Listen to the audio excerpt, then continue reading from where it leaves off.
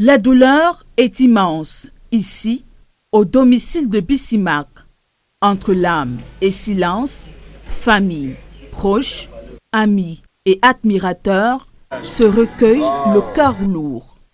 Tous peinent encore à réaliser la disparition de l'artiste décédé le 29 juillet aux environs de 20 heures. Un départ qui laisse un immense vide auprès des siens et une profonde émotion dans le monde de la culture camerounaise. Il est décédé hier aux environs de 20h15.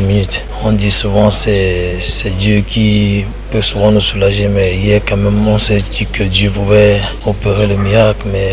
Né en 1971 à Konsamba, Noubissi Fotso Luc Romial, plus connu sous le nom de scène Bissi Mark, s'est éteint à l'âge de 55 ans. Il s'était imposé comme une voix respectée de la scène musicale africaine et un fervent défenseur du métissage culturel.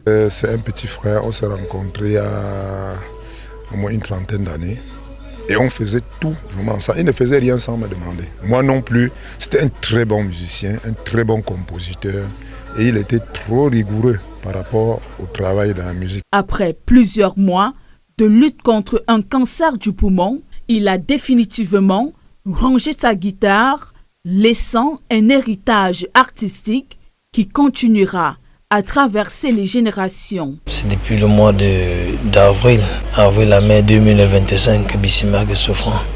Il est allé jusqu'en Europe se faire soigner à travers les différents chimios. Donc il est revenu là, ça fait carrément 3 semaines, le temps de poursuivre son traitement. C'est comme ça que la journée d'hier a été très fatale pour lui.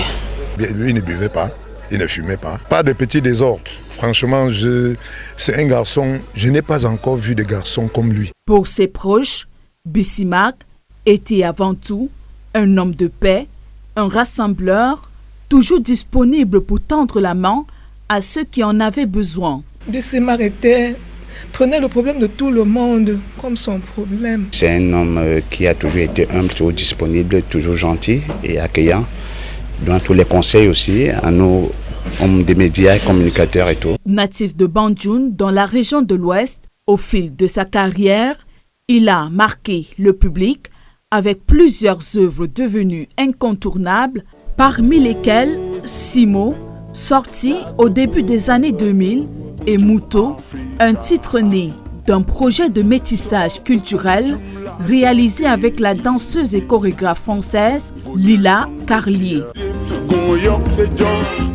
L'homme de scène s'était également illustré lors des grands rendez-vous culturels. Aujourd'hui, le micro est muet, la scène a perdu sa lumière, la voix de Bissi Mark s'est tue, mais son écho vit dans les cœurs de plusieurs personnes.